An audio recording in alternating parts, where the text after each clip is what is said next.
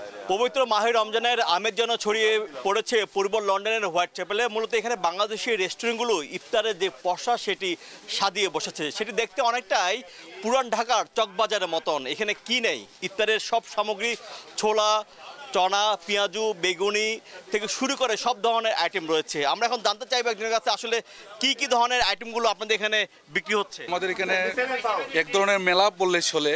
আসলে যে ইফতারের যে একটা মেলা, আমাদের ফিস্টেন মিস্ট্রিতে আসলে খুবই সুন্দরভাবে মেলা দিচ্ছে। আমাদের এখানে আপ টু 40 আইটেমের ইফতারি পাওয়া যায়। তার মধ্যে স্পেশাল হচ্ছে আপনার গিয়ে ইফতারের যে একটা বক্স 1199, এখানের মধ্যে 15টা আইটেমের ইফতারি বক্স পাওয়া যায়।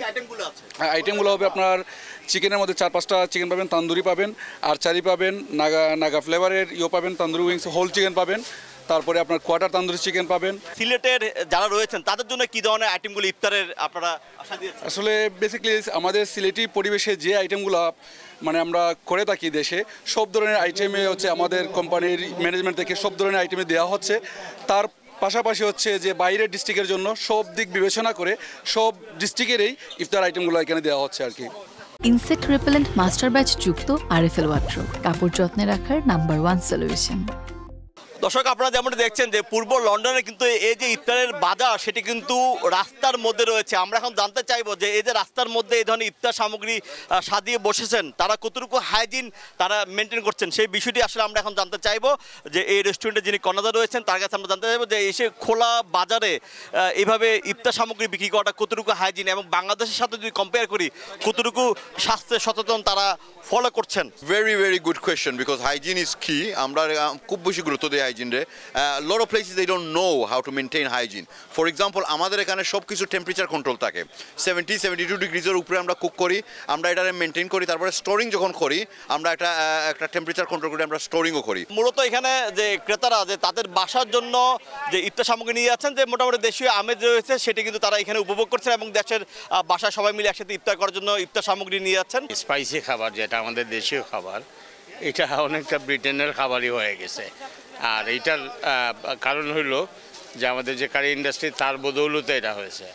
আর আজকে আমরা যে এখানে যে ইফতারির বাহার দেখতেছি, শাহ আমলেটস হলো বাংলাদেশিদের সবচেয়ে মানে বেশি অধ্যুষিত এলাকা।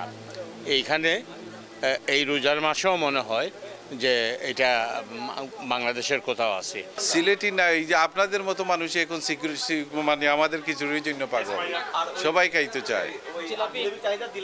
আলহামদুলিল্লাহ ভালো, অনেক বেশি, খুব ভালো চলতেছে এইবার জিলাপি। আমাদের 4 ধরনের জিলাপি আছে, একটা হইলো গুড়ের, একটা হইলো কালিজিরার, আর একটা হইলো ওই যে ছোট চিকন জিলাপি, আর একটা হইলো নর্মাল জিলাপি। পূর্ব লন্ডনের হোয়াটসঅ্যাপে অনেক দোকানে দেখা গিয়েছে এভাবে হাক ডাক দিয়ে তারা ইফতার সামগ্রী বিক্রি করছেন এবং ডেজার্টসও কিনছেন ক্রেতারা। আমরা এখন জিজ্ঞেস করবো যে ক্রেতারা এই রমজান উপলক্ষে কি ধরনের ইফতার আপনারা কিনছেন? এখানে সব ধরনের ইফতার পাওয়া যায়, আপনি হালিম থেকে শুরু করে সব ধরনের। একটু চেঞ্জ করি, যে পছন্দ মতো পেঁয়াজু আছে, তারপরে ছোলা আছে, হালিম আছে, পাকোড়া আছে, আপনার চপ আছে, সমোসা আছে, সবগুলি মিক্স করে পরে এটা আমরা পুরো বাংলাদেশের মতো স্বাদ পাইতেছি। হ্যাঁ, কোনো অংশে কমতে নাই। অনেকটা বাংলাদেশে যেরকম দেখি এটা এখানে অনেক কিছু দেখা যাচ্ছে।